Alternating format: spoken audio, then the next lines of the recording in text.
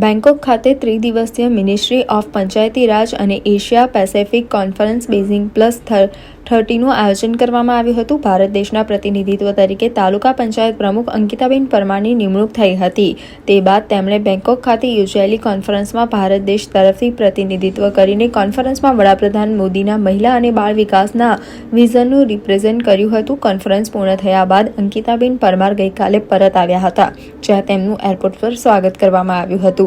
આ પ્રસંગે વડોદરા જિલ્લાના અધિકારીઓ, પદાધિકારીઓ, તાલુકા હોદ્દેદારો, સરપંચ સંગઠનના અગ્રણીઓ, ગ્રામજનો વિશેષ ઉપસ્થિત રહ્યા હતા. સાથે અંકિતાબેનને જણાવ્યું હતું કે વડાપ્રધાન નરેન્દ્ર મોદીના મહિલા અને બાળ વિકાસના વિઝનને કોન્ફરન્સમાં રિપ્રેઝન્ટ કર્યું હતું. ગ્લોબલ કોન્ફરન્સ જે બેંકોક ખાતે યોજાયો હતો, જેમાં આપણે ભારતને રિપ્રેઝન્ટ કરવાનું હતું. એમાં પૂરા ઇન્ડિયામાં જે પ્રથમ મહિલા નેતા તરીકે જે મારી નિમણૂક કરવામાં આવી હતી, તે પ્રથમ જે પ્રમાણે મારી નિમણૂક કરવામાં આવી તે બદલ હું સૌનો ખૂબ ખૂબ આભાર વ્યક્ત કરું છું. અને મારે હું જે મહિલાઓ માટે, બાળકો માટે જે કંઈ કાર્યો કરું છું અને આગળ કરતી રહીશ, તો મારા મંતવ્ય મારે જણાવવાના હતા અને હું જે કાર્યો કર્યા હોય તે મારે ત્યાં રિપ્રેઝન્ટ કરવાના હતા. તો મહિલાઓ સશક્ત અને સમૃદ્ધ બને એના માટે હું ત્યાં રિપ્રેઝન્ટ આપ્યું. અને આગળ પણ હવે મારી યાત્રા ચાલુ જ રહેશે અને સ્વસ્થ ભારત, સ્વસ્થ વિકસિત ભારત અને સમૃદ્ધ મહિલાઓ પણ આગળ બનતી જશે એવા મારા પ્રયાસો હંમેશા